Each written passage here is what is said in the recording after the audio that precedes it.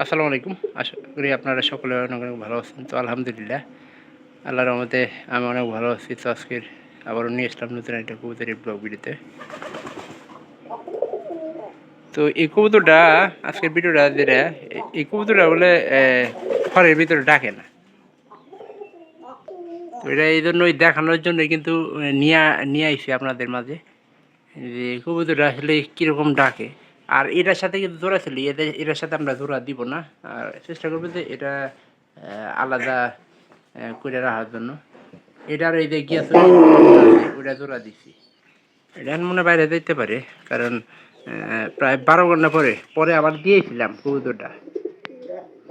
দিয়ে আনে পরে আপনার 12 ঘন্টার মধ্যে মনে করেন যে এটা আমার বাড়িতে বসছে।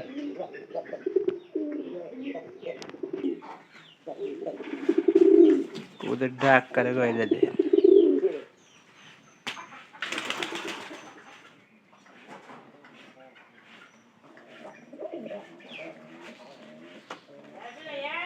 ওটা যদি নিচে নামানো যেত একটু ডাক ভালো ডাক আপনারা দেখতে পারতেন।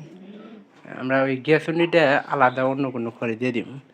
ওটাই কিন্তু আমাদের সবচেয়ে বেশি এখানে মনে করেন যে ঘরের ভিতরে যে গরমটা ছুটছে, আমার হিসেবে খোলামেলা বাতাস চলাচল করে এরকম জায়গাতে কবুতর লালন পালন করা সবচেয়ে বেশি ভালো। আর ঘরের হিসাবে কিন্তু আমরা এদিকের একটু টিন খুলে রাখতে পারতাম, তো সেক্ষেত্রে কিন্তু সবচেয়ে বেশি ভালো হইতো। ঘরের মধ্যে মনে করেন টিনের চাল থাকতে সবচেয়ে বেশি গরম থাকে। আর একটা বিষয় হলো যে খোলামেলা সারাদিন মনে করেন যে বাইরে যাইতেছে এটা কোনো সমস্যা নাই। তবে যদি রাত্রেবেলা ঠিক মতো আমরা ধরে রাখি তাহলে কিন্তু সবচেয়ে বেশি অসুস্থ হওয়ার সম্ভাবনাটা বেশি থাকবো। তো এই দিকগুলা আমাদের বিবেচনা করা লাগবে। এটা যে কি অবস্থা এই পায়রাটার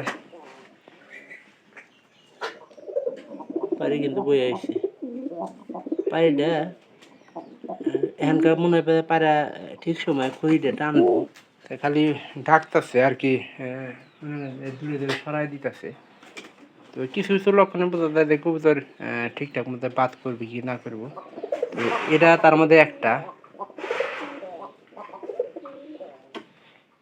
ঘরের মধ্যে প্রচুর গরম পড়তেছে, আর এই গরমের কারণে কিন্তু কবুতরের অতিরিক্ত ঠান্ডা লাগে।